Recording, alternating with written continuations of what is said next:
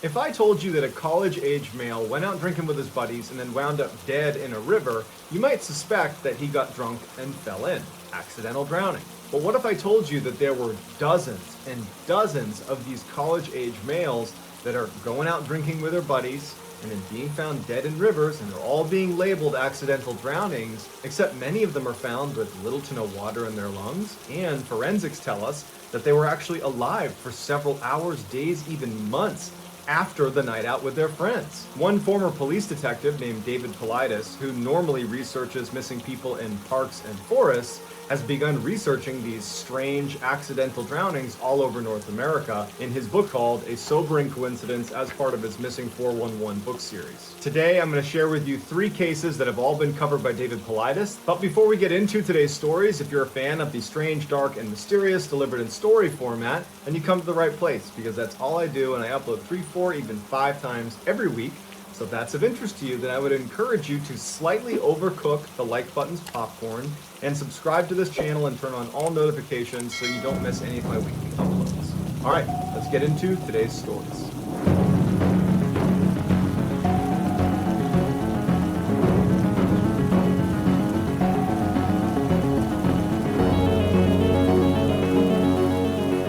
In 2005, Todd Geib was 22 years old. He lived in Michigan.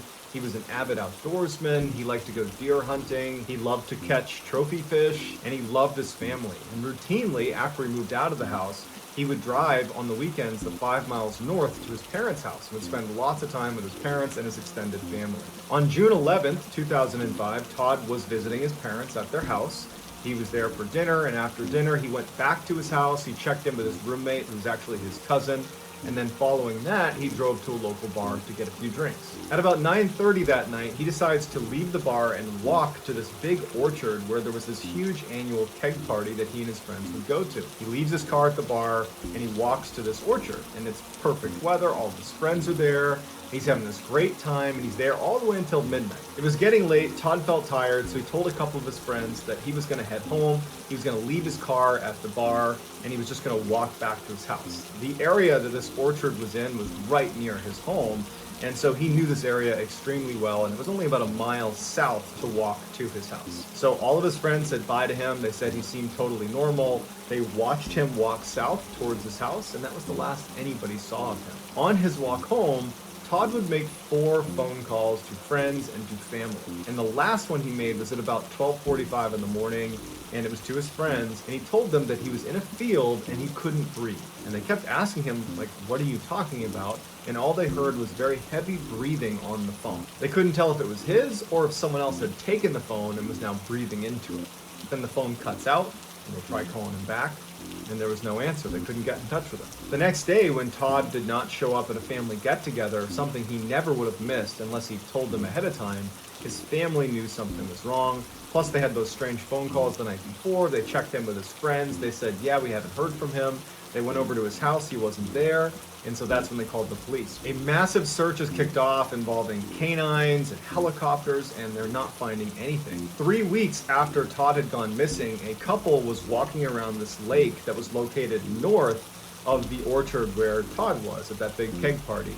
And the wife looked out into the water, and she said she thought she saw something bobbing. She couldn't tell what it was, but it was just this weird object that stood out to her. And she and her partner walked down to the edge of the lake, and they looked out. And at first she thought it was a person who was swimming, just kind of bobbing up and down, because their body position was such that their shoulders and head were totally out of the water. And so it was a strange sight, and they knew that it didn't seem right. So they called the police. Police show up, and it turns out that this person was Todd Geib, and they were deceased. When searchers found out that it was Todd Geib in the lake, their reaction was, no way. We have witnesses saying he was walking south after he left the keg party. Why is he in a lake way to the north of the keg party? It's in the complete opposite direction. Also, investigators were baffled at his body position, because if he was a drowning victim, you would expect him to be face down in the water, as most drowning victims are. But for him to be upright, shoulders out of the water, it doesn't make any sense unless there's ice in the water to kind of prop him up. And there wasn't any ice in the water. His toxicology report showed that in addition to alcohol in his system, he had a very high dose of an antidepressant, something that he wasn't prescribed, And he didn't have any history of mental illness and had never been prescribed any antidepressant in his life. His body was pristine. It did not have any of the hallmarks, the bloating you would expect from being in water for 21 days. In fact, it was concluded that it was impossible for his body to have been in the water for all 21 days that he had been missing. His autopsy showed that he had almost no water in his lungs, even though his death was classified as an accidental drowning. When the news broke that this was an accidental drowning, the family and friends pushed for a closer examination of this case because it wasn't adding up. And so a noted pathologist looked at all of the evidence and determined that at most, Todd had been in the water for maybe 3 days, and he had almost certainly been deceased when he was placed in the water, which is why there wasn't any water in his lungs, and it's potentially why he was in that position that he was in, that upright position. So, as you'll see in all of these cases, why are we calling it an accidental drowning still? And where was Todd from the day he went missing for those 15 to 17 days before he was placed in the water? And what did he mean when he was on the phone the night he went missing and said he was in a field and couldn't breathe? And what was all that breathing in the background? Lots of questions on this one. On January 25th, 2017, 23-year-old Dakota James was out bar hopping in Pittsburgh, Pennsylvania with some buddies. At some point, he was tired, and so he decided to walk home. A CCTV camera has a clear shot of Dakota James after he left the bar, walking through a plaza. He's on his phone. No one seems to be following him. He seems like he's okay. He's not stumbling as he makes his way home. The next day, when he didn't show up for work, that was so out of character for him that his work immediately called the police, notified his parents, and this massive search is launched. But unfortunately, nothing turns up. 40 days after he had gone missing, his body was found in the Ohio River 10 miles away from where he had been missing. And the general theory became when he was walking home after that CCTV camera picked him up, he must have stopped by the water to relieve himself, fell in. The water was so cold at the time that he would have gone into shock and then basically been doomed. And then he drifted 10 miles to this location. But there's a couple big issues with that. Number one, in order to get from where he went missing to where he wound up, he would have had to go through this dam. And the dam is this very violent section of water where if a body were to go through there, it would get ripped to pieces. But when they found his body, it was clear he had not gone through a dam. In fact, his body was pristine. It looked like he hadn't been in the water for very long at all, despite 40 days elapsing since he had gone missing. When his toxicology report came back, he had alcohol in his system as well as a high level of GHB, which is a very powerful sedative. And like you'll see in many of these cases, he had no water in his lungs, but this was ruled an accidental drowning. The family was unwilling to accept that as a cause of death, so they went out and hired a world-renowned forensic pathologist named Dr. Wecht to come in and analyze all of the evidence, look at the autopsy report, and try to see if there's anything that was missed. And what Dr. Wecht finds is on Dakota's neck, there were ligature marks, as if rope or some sort of twine had been wrapped around his neck, which was later disputed by the other medical examiner who said that was dried blood, but Dr. Wecht swears there was ligature marks on his neck.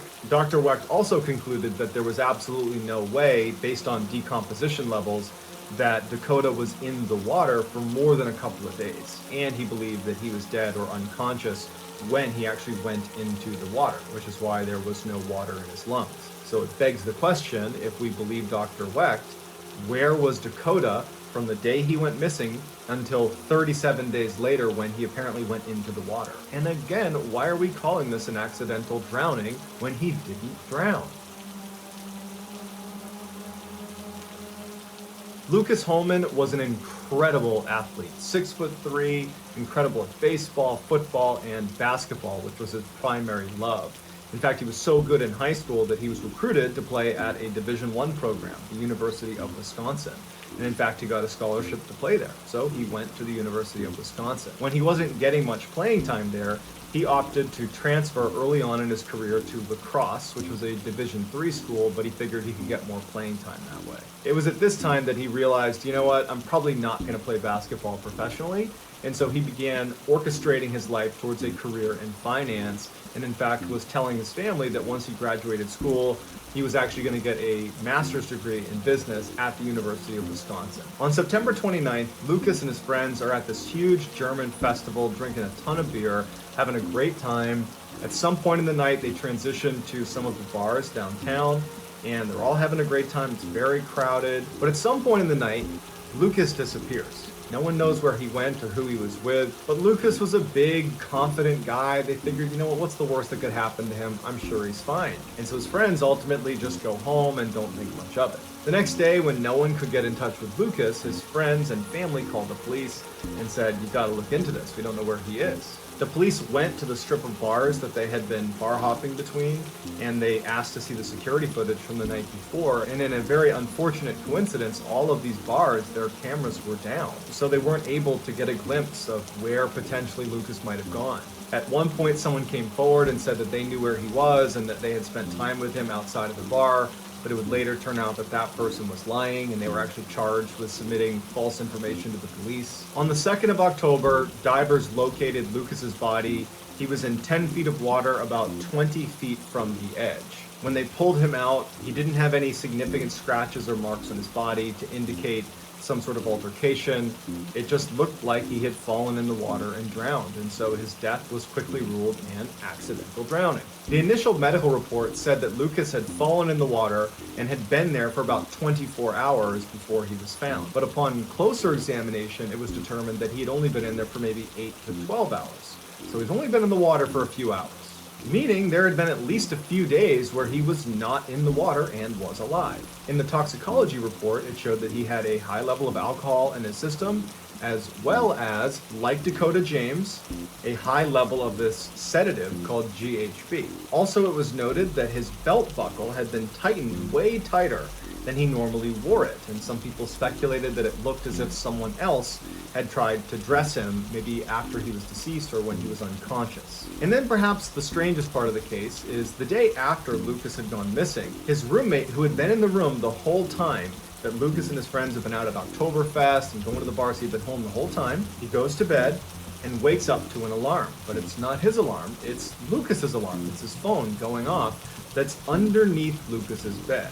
Lucas definitely had his phone while he was out, but somehow his phone got under his bed, but Lucas was not there and had never been there in the night unless he managed to sneak into the room without waking up his roommate and place his phone under the bed and then leave again. It didn't make any sense. Police would never subpoena the phone's records to find out where it went that night, so we're left wondering how in the heck it got under his bed if he was never in there. And like all the other accidental drowning cases that we're looking at, where was Lucas from the time he went missing on the 29th of September and then wound up in the water at some point on the 2nd of October? He was alive for those few days and he wasn't in the water. So where was he? Some people say that these accidental drownings and all the others that are going on, these suspicious accidental drownings, are actually the result of a group of serial killers known as the smiley-faced killers, who leave smiley faces around the area where bodies are discovered. That's still very much up for debate. Other people say that there could be something paranormal going on, or this really is just a case of some drunk college kids slipping into the water and drowning. But it's up to you to decide what you think is going on. I'd love to hear in the comments what you think, and I'll get back to all the early commenters. So get in there and let me know what you think.